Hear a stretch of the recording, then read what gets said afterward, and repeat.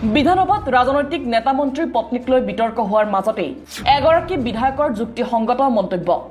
ষষ্ঠ অনুসূচী মিছন বসুন্ধৰা আৰু অসমৰ অৰ্থনৈতিক ব্যৱস্থা সম্পৰ্কে তথ্যসহ উপস্থাপন বিধায়ক তথা চিপিএমৰ নেতা মনোৰঞ্জন তালুকদাৰৰ চলি আছে অসম বিধানসভাৰ বাজেট অধিৱেশন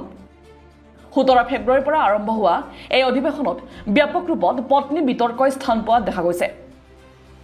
বিভিন্ন তুলুঙা মন্তব্যৰে মন্ত্ৰী বিধায়কৰ পত্নীৰ প্ৰসংগ টানি অনা হৈছে কিন্তু তাৰ মাজতেই হৰভোগৰ বিধায়ক মনোৰঞ্জন তালুকদাৰে ৰাজ্যত চলি থকা কেইবাটাও গুৰুত্বপূৰ্ণ প্ৰসংগ তথ্য সহকাৰে বিধানসভাত উপস্থাপন কৰে 17 ফেব্ৰুৱাৰীত অধিৱেশনৰ প্ৰথমটো দিনত বিধায়কগৰাকীয়ে স্বায়ত্ত শাসন ক্ষেত্ৰত ষষ্ঠ অনুসূচীতকৈ আৰু আগবাঢ়ি গৈ জনজাতীয় সমস্যা লোকসকলৰ অধিকাৰ ভাষা সংস্কৃতি ৰক্ষা প্ৰয়োজন বুলি বিধানসভাত মন্তব্য প্ৰকাশ কৰে তেওঁ উল্লেখ কৰা অনুসৰি সংবিধানৰ 244 এ অনুচ্ছেদ কাৰ্যকৰী কৰাৰ বাবে আলোচনা হোৱা উচিত লগতে স্বায়ত্ত শাসিত পৰিষদৰ বাজেট বৃদ্ধি কৰাৰ ক্ষেত্ৰতো মত প্ৰকাশ কৰে মনোৰঞ্জন তালুকদাৰে আজি এনেকুৱা জনজাতীয় স্বায়ত্ত শাসনৰ বিষয়ত মই ভাবো যে বিয়ন্ড 6 শিডিউল আমি ভাবিব লাগে যদি প্ৰয়োজন হয় বিয়ন্ড 6 শিডিউলো যদি আমি দিব লগা হয় দি পেলাই হ'লেও জনজাতীয়সকলৰ স্বায়ত্ত শাসনৰ বিষয়টো সমাধান কৰিব লাগে এই প্ৰসংগতে 244 এৰ কথাটো আহিছে আৰু এই 244 এ এইটো বিয়ন্ড 6 শিডিউলৰ ওপৰত এই ব্যৱস্থাটো আছে যেহেতু আমাৰ সংবিধানত আমি এই 244 এ আমি এইটো ইমপ্লিমেণ্ট কৰিব পাৰোঁ নে নোৱাৰোঁ এই ক্ষেত্ৰত কি ধৰণে ব্যৱস্থা গ্ৰহণ কৰিব লাগে সেইটো চিন্তা কৰিব লাগে দৰকাৰ হয় যদি আমাৰ এছেম্বলিত ৰিজলিউশ্যন লৈ হ'লেও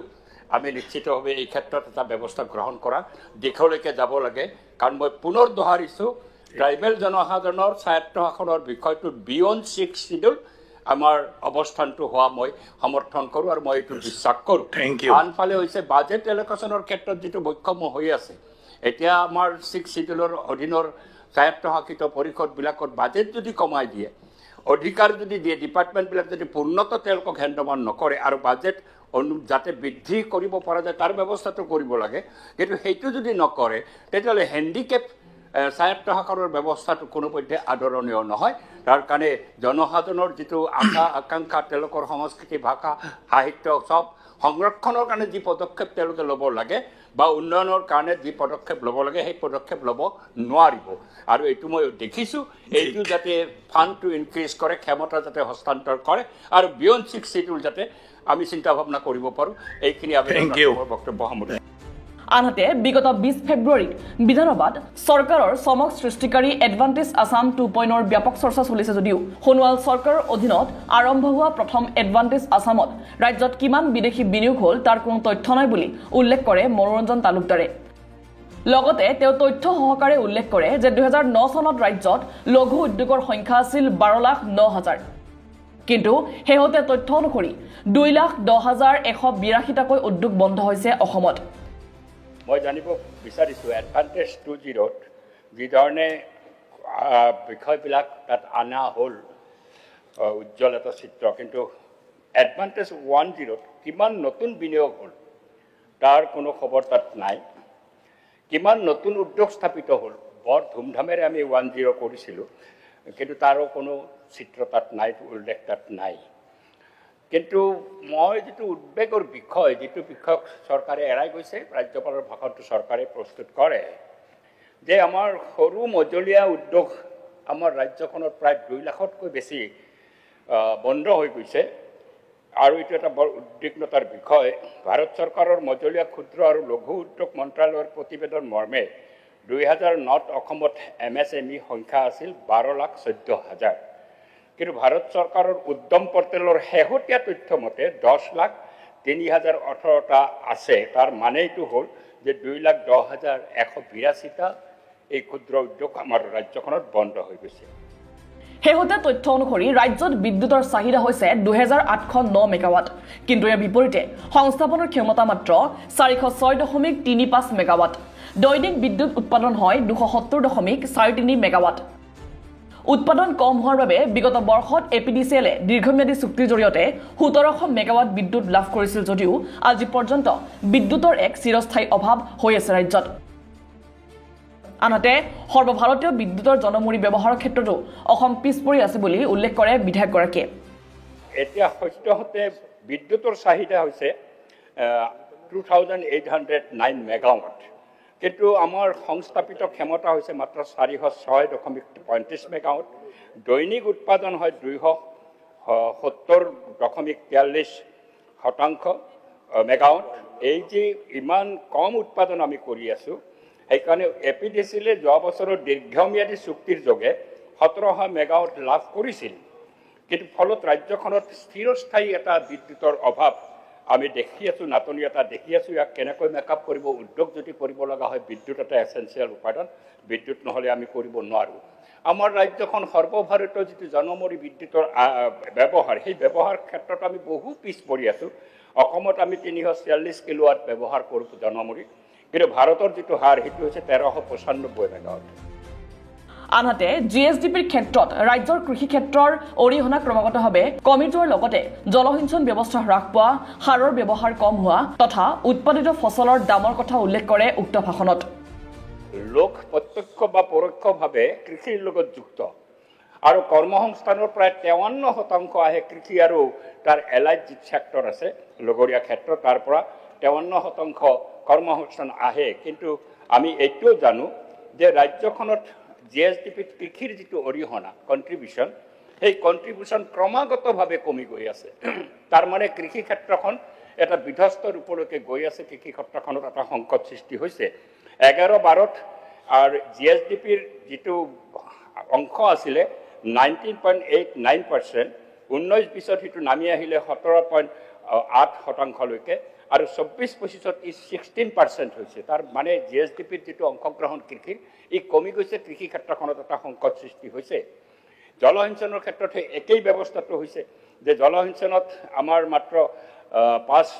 যিটো কৃষিযোগ্য মাটি, য'ত আমি কৃষি কৰোঁ, যিটোত আমি দাবী কৰি আছোঁ তাক সম্পূৰ্ণ জলসিঞ্চনৰ আওতালৈকে আনিব লাগে, জলসিঞ্চনটো হ'ব লাগে, কিন্তু আমি এতিয়ালৈকে মাত্ৰ 5.12% জলসিঞ্চনৰ ব্যৱস্থা হৈছে 2021 তথ্য মতে।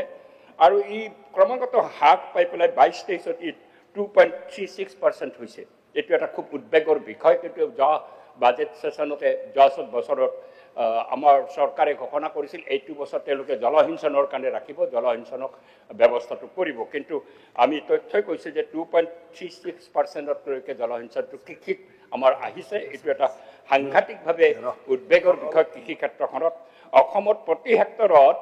আমি সাৰৰ ব্যৱহাৰ কৰোঁ 67.51 কেজি আৰু সৰ্বভাৰতীয় ক্ষেত্ৰত কৰা হয় 2,209.3 শতাংশ। এই ধৰণৰ সাৰৰ ব্যৱহাৰ আমাৰ ৰাজ্যখনত ইমান কম হৈ আছে, জলসিঞ্চনৰ ব্যৱস্থা নাই, কৃষিযোগ্য মাটি আমাৰ জলসিঞ্চন নাথাকিলে কৃষি উৎপাদন আমাৰ নাবাঢ়ে। এইবিলাক কথা বতৰাটো আছেই।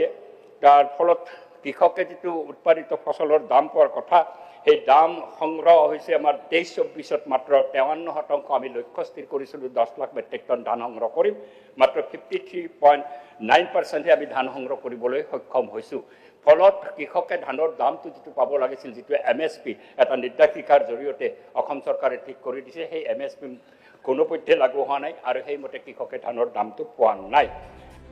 আনহাতে 21 ফেব্ৰুৱাৰী বিধানসভাত CPMৰ নেতাগৰাকীয়ে চৰকাৰৰ আন এক চমক সৃষ্টিকাৰী আঁচনি মিছন বসুন্ধৰা সন্দৰ্ভত গুৰুত্বপূৰ্ণ মন্তব্য প্ৰকাশ কৰে।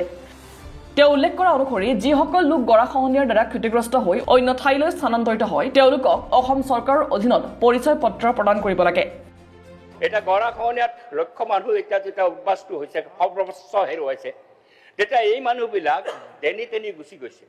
হয়, তেওঁলোকে নাযাব লগা ঠাইলৈকে গৈছে, মই স্বীকাৰ কৰোঁ, কিন্তু মোৰ এটা কথা আছে, দাবী আছে, এই গৰাখহনীয়াগ্ৰস্ত মানুহ যেতিয়া ভেটিৰ পৰা উচ্ছেদিত হৈ যায়, তেওঁলোকক আইডেণ্টিটি কাৰ্ড দিয়াৰ ব্যৱস্থাটো এই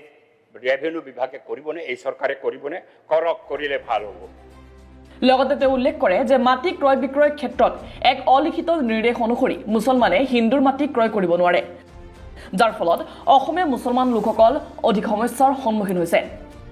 ভূমি ৰূপান্তৰ ফট কৰি হৈ যায়, খেতিৰ মাটি ফট কৰি ৰূপান্তৰিত হৈ যায়, ৰাতিৰ ভিতৰত হয়। বহু ঘটনা আলোচনাও কৰিছোঁ পূৰ্বতে, আজি মই নকওঁ, কিন্তু মাটি ক্ৰয় বিক্ৰয়ত এটা আজি অলিখিত এটা অৰ্ডাৰ গৈছে যে মুছলমানে হিন্দুৰ মাটি কিনিব নোৱাৰে।